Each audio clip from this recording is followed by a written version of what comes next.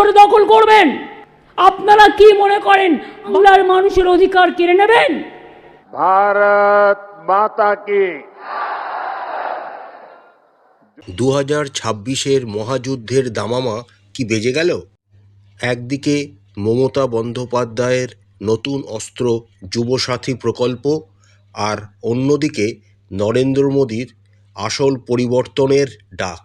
March মাসের 1 তারিখ থেকেই বাংলায় ঢুকছে রেকর্ড সংখ্যক কেন্দ্রীয় বাহিনী। কিন্তু প্রশ্ন হলো, এবার কি ভোটের ফলে তার কোনো পরিবর্তন ঘটবে? লক্ষ্মীর ভাণ্ডার, বেকার ভাতার মতো জন উন্নয়নমূলক কর্মসূচি কি তৃণমূলের দুর্গ বাঁচিয়ে রাখতে পারবে, নাকি মোদি ম্যাজিকের দাপটে তাসের ঘরের মতো ভেঙে পড়বে সমস্ত সমীকরণ? আজকের ভিডিওটিতে আমরা বিশ্লেষণ করব গ্রাউন্ড রিপোর্ট, কার পাল্লা বেশি ভারী। চলুন শুরু করা যাক। প্রথমেই আসা যাক তৃণমূল কংগ্রেসের রণকৌশলে। মমতা বন্দ্যোপাধ্যায় জানেন, বাংলার গ্রামগঞ্জের মানুষের মনে জায়গা করে নিতে গেলে উন্নয়নের পাশাপাশি পকেটে টান পড়া মধ্যবিত্ত ও বেকারদের কথা ভাবতে হবে। তাই 2026-এর আগে তার তুরুপের তাস হল যুবসাথী প্রকল্প। বেকার যুবক যুবতীদের সরাসরি 1500 টাকা দেওয়ায় এই ঘোষণা কিন্তু বড় গেম চেঞ্জার হতে পারে।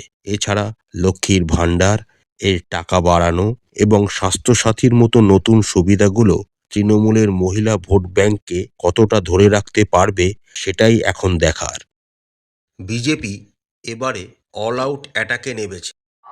जय मां हैंटा काली মোদি শাহের জুটি এবার ফোকাস করেছে দুর্নীতি এবং কেন্দ্রীয় প্রকল্পগুলি ঠিকমতো বাংলায় কেন পৌঁছচ্ছে না সেই দিকে। পশ্চিমবঙ্গে তৃণমূল সরকারের জামানায় খাদ্য দুর্নীতি, রেশন দুর্নীতি, বালি পাচার, গরু পাচার, শিক্ষা দুর্নীতি, কাটমানি, এইগুলিই হয়ে উঠতে চলেছে বিজেপির আগামী ইলেকশনের তুরুপের তাস। ভারতীয় ইলেকশন কমিশন 1 মার্চ থেকে কেন্দ্রীয় বাহিনী মোতায়েন করার সিদ্ধান্ত ইঙ্গিত দিচ্ছে যে এবার ভোট হবে কড়া পাহারায়। বিজেপি দাবি করছে, মানুষ যদি নির্ভয়ে ভোট দিতে পারে তবে উত্তর থেকে দক্ষিণ সব জায়গাতেই পদ্ম ফুটবে। বিশেষ করে ভোটার লিস্টের বিশেষ সংশোধন বা এসআইআর নিয়ে বিজেপির দাবি এবার নতুন মাত্রা যোগ করেছে। শুধু রাজনীতি নয়, এবার ফ্যাক্টর হতে পারে আরও কিছু বিষয়।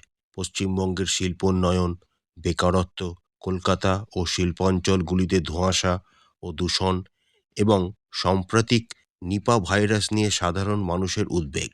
সরকার কিভাবে সামলাচ্ছে তা নিয়ে বিরোধী পক্ষ সরব। সাধারণ মানুষ কি উন্নয়নের নিরিখে ভোট দেবেন নাকি আবেগের নিরিখে, সেটাই বড় প্রশ্ন। সবশেষে বলা যায়, 2026-এর লড়াই হবে হাড্ডাহাড্ডি। একদিকে দিদির ইমোশনাল কার্ড আর সরকারি প্রকল্প, অন্যদিকে মোদির উন্নয়ন আর দুর্নীতির বিরুদ্ধে লড়াইয়ের প্রতিশ্রুতি। লড়াই এখন সামনে সামনে। আপনাদের মূল্যবান মতামত নিচে কমেন্ট করে জানাবেন। ভিডিওটি ভালো লাগলে লাইক করবেন এবং বন্ধুদের সাথে শেয়ার করবেন। সাবস্ক্রাইব করতে ভুলবেন না। ভালো থাকুন, সুস্থ থাকুন। জয় হিন্দ, বন্দে মাতরম।